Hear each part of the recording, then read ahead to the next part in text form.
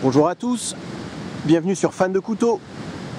Alors aujourd'hui, je vais vous présenter un modèle de la marque Spyderco, le Military. Alors la raison de ma présence ici, c'est si je devais avoir qu'un seul pliant sur moi pour ma survie, sur une île déserte, c'est le Military que je choisirais. Alors on va voir ensemble les raisons qui font que pour moi, ça s'avère être le pliant de survie idéal.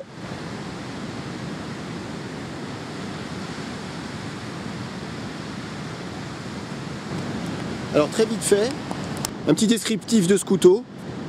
Longueur fermée, presque 14 cm. Taille de la lame, 10,2 cm. Épaisseur, 4 mm. Ça se termine par une pointe très fine. Alors sûrement fragile. Acier utilisé sur ce couteau, CPM S30V. Un très bon acier. Couteau fabriqué aux États-Unis. Encore une fois, si je devais être sur une île avec un pliant, c'est celui-là que je choisirais. Il pèse 120 grammes, c'est relativement léger pour la taille du couteau. Pour comparer un Spyderco Tenacious, c'est le même poids, mais c'est beaucoup plus petit. Construction ouverte. Vous avez ici, bon, c'est du plastique pour le renfort. Système de fermeture, liner lock. Hyper souple à l'utilisation. Fermeture une main sans aucun problème. Ouverture éclair. Hyper doux.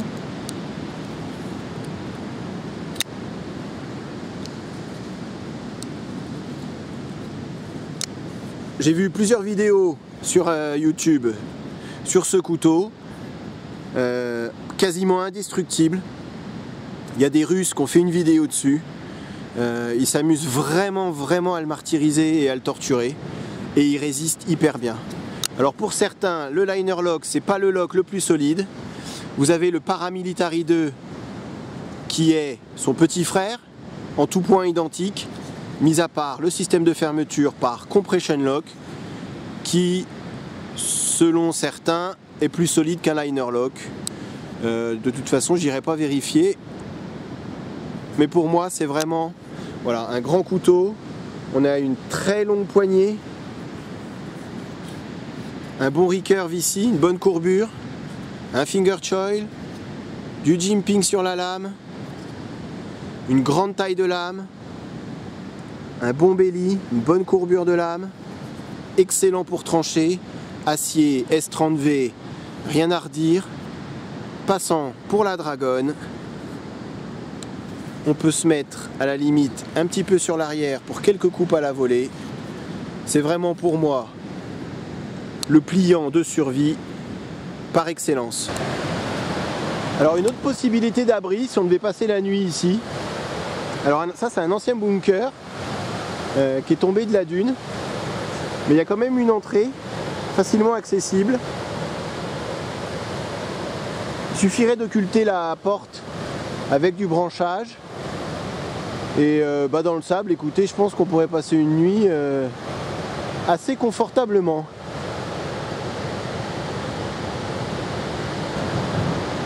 On va vous faire une petite visite guidée. Déjà on entend beaucoup moins la mer. Et je pense que pour, comme je vous ai dit, pour passer une nuit, s'il fait pas trop froid, ça peut être hyper sympa. Alors je vais essayer de passer pour vous montrer la vue qu'on pourrait avoir en se réveillant le lendemain matin. Voilà. Vue sur mer. Eh ben écoutez, j'en ferai presque ma maison secondaire de celui-là. Revenons quand même à ce qui nous intéresse, le couteau. Donc je voulais vous montrer pourquoi je pense que c'est un couteau qui est hyper adapté à la survie et au gros travail. Là on voit le stop pin. C'est là où la lame, le tang de la lame va se bloquer. Et c'est ce qui va faire que la lame ne va pas se soulever lors des phases de coupe appuyées. Et quand on voit la taille du stop pin,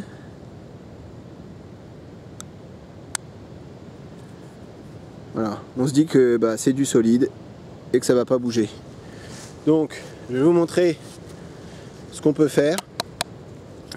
Une lance pour se défendre, un piquet, ce que vous voulez. Donc on l'a quand même hyper bien en main. Le manche, j'ai oublié d'en parler, c'est du G10, comme sur le Paramilitary 2. Bien grippant, ni trop, ni pas assez. Très bien fini, vous voyez, il est contourné. Il y a des contours arrondis pour une meilleure préhension et pour pas qu'il y ait de douleur au bout d'un moment. La taille de la lame, c'est idéal.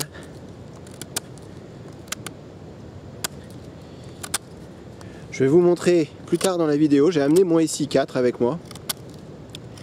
Je vais vous faire une comparaison de taille. Vous voyez un peu ce qu'on arrive à faire. Ça, le S30V, ça coupe vraiment hyper bien. Contrairement à du 1095 du SI4, ça c'est un stainless steel, donc il ne va pas rouiller, moins d'entretien. Et donc on arrive quand même à faire, vous voyez, en très peu de temps, si on avait besoin de faire une pointe pour se défendre, sans aucun problème. Vous avez, alors je vais vous montrer, il n'y a aucun jeu. Vous voyez l'espace qu'il y a entre les plaquettes, la lame et l'autre plaquette, c'est hyper fin. Donc il n'y a pas de place pour du jeu. Aucun jeu haut et bas, aucun jeu latéral. C'est très très bien fini.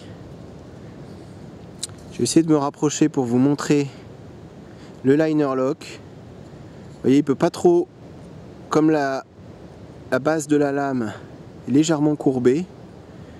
Donc il vient juste se bloquer là où il faut pour pas qu'il y ait de jeu. C'est vraiment hyper bien fait.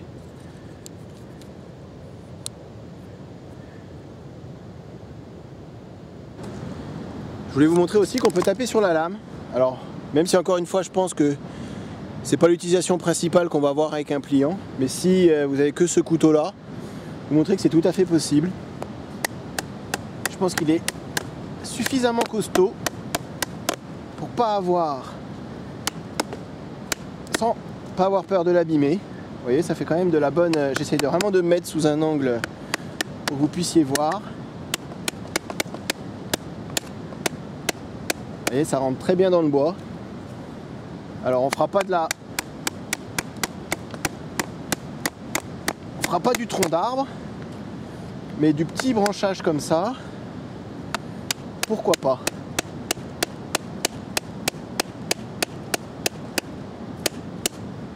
Alors il y a le lock, vous voyez, qui a tendance à qui s'est désenclenché. Alors c'est bizarre. C'est vraiment, je vous montre sans couper, hein. Encore une fois, un pliant, c'est pas fait pour, hein, mais vous voyez le lock, il s'est désenclenché. Je suis surpris, très surpris. Je pensais vraiment pas que c'était abuser le couteau que de faire ça, mais apparemment un peu.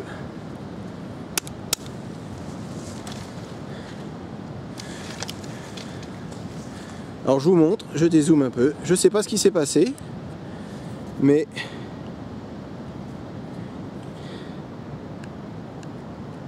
ouais, il y a un peu de jeu.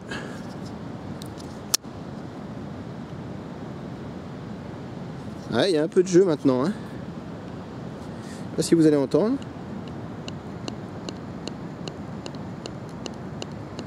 Eh ben écoutez, je suis très désagréablement surpris. Je pensais pas que faire ça sur un Militari ça allait l'abîmer, mais vous voyez,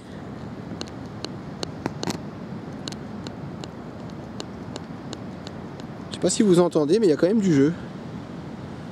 C'est assez bizarre, je sais pas.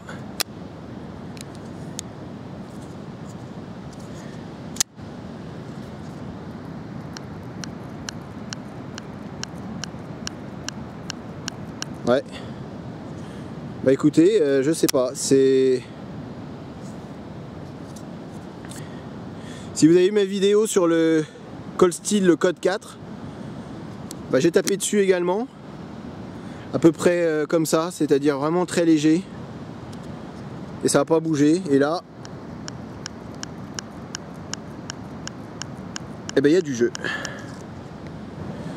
Bah, je voulais quand même vous montrer, je suis assez surpris, dans le mauvais sens du terme.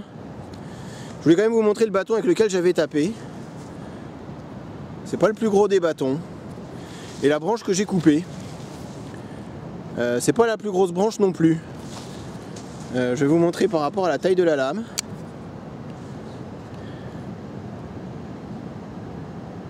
Je dirais que ça fait allez, 2 cm et demi maximum. C'est du pin, c'est pas non plus du chêne. Celui-ci il n'était pas mort, donc ça reste assez tendre. Et le bâton avec lequel j'ai tapé dessus, c'est du bois qui est mort, qui est hyper léger. Voilà, alors je comprends pas. Je vais le démonter. Moi je vais finir la revue déjà, mais je vais le démonter. Vous voyez? Je sais pas si vous entendez, j'espère que vous entendez. Voilà, je sais pas.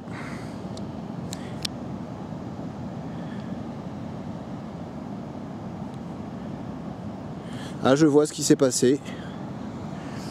Alors je sais pas si vous allez voir, il y a une déformation du liner. Juste là. Alors, attendez, j'essaie de me mettre sur... Je sais pas si on voit à la caméra. Et ça a abîmé le liner. Ce qui fait qu'il va y avoir un peu de jeu.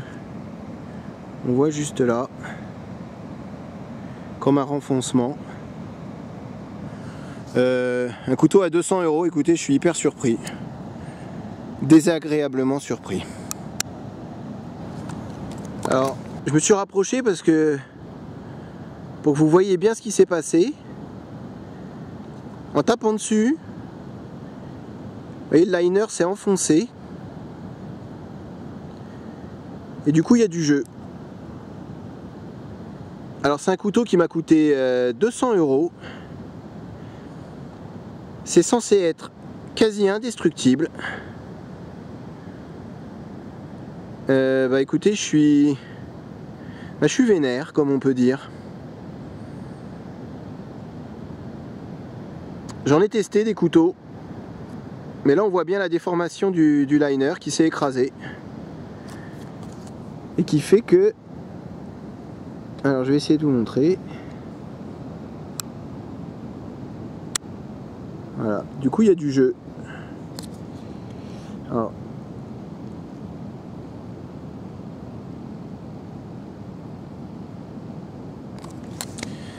Alors je suis désolé pour ceux qui voulaient en voir un peu plus sur ce Spyderco Militari. Mais comme vous avez pu le remarquer, je suis quand même un peu déçu. Moi mes couteaux, j'y tiens. Je pense pas les en abuser. Ce que j'ai fait là, je pense que c'est tout à fait normal pour ce type de couteau. Un couteau qui est à la réputation d'être costaud et qui a été conçu pour les militaires. Je pense que le minimum qu'un militaire peut faire avec ce couteau, bah, c'est ce que j'ai fait. Donc je vais rentrer chez moi, je vais le démonter, je vais voir ce que je peux faire pour essayer de résoudre le problème. Mais voilà, je vous fais quand même vous faire une petite comparaison avec un IC4. On voit qu'il est légèrement plus grand. Alors encore une fois, le Militari c'est une lame pliante. Est-ce qu'on doit taper sur une lame pliante? Bah écoutez, dans toutes mes vidéos, pour ceux qui me suivent, je dis toujours qu'un pliant c'est pas fait pour taper dessus. Bon là bah la preuve. Encore une fois, je suis... ouais, ça me C'est dommage. C'est un très beau couteau. Je trouve qu'il a vraiment de la gueule. Très grand, plié. Du coup, il prend que très peu de place. On a quand même une sacrée taille, un sacré couteau, quoi. Enfin, c'était. Si j'arrive pas à le réparer, bah écoutez, j'irai l'enterrer ici. Ça sera sa tombe. Alors pour ceux qui veulent voir la réparation, hein, je vais rentrer, je vais démonter, je vais voir si... Puis je vais essayer de filmer un petit peu pour vous montrer ce que ça donne. A tout de suite, salut. Écoutez, finalement je vais conclure. Je vous ferai une vidéo séparée sur le démontage et remontage de ce Militari. Voilà, j'en parlais en début de vidéo comme un couteau de survie par excellence. Si je dois avoir qu'une seule lame pliante perdue sur une île, je prendrais celui-là. Bon écoutez, bah finalement non. Si vous regardez, la lame elle est plus du tout centrée. Encore une fois le problème du liner, donc bah, je suis déçu. Est-ce que je le conseille? Eh ben non. Franchement, réfléchissez à 2 fois avant de mettre 200 € dans ce couteau. Alors est-ce que c'était juste le mien? Est-ce que je sais qu'il y a des faux qui circulent aussi sur internet, c'est pas un faux. Croyez-moi, j'ai l'œil suffisamment averti pour savoir et repérer les faux. J'ai déjà eu un paramilitari 2 entre les mains qui était faux et je l'ai tout de suite remarqué. Ça c'est bien un vrai Spyderco Militari. Donc bah, je le conseille pas parce que vous avez vu un couteau à 200 € qui vous lâche comme ça.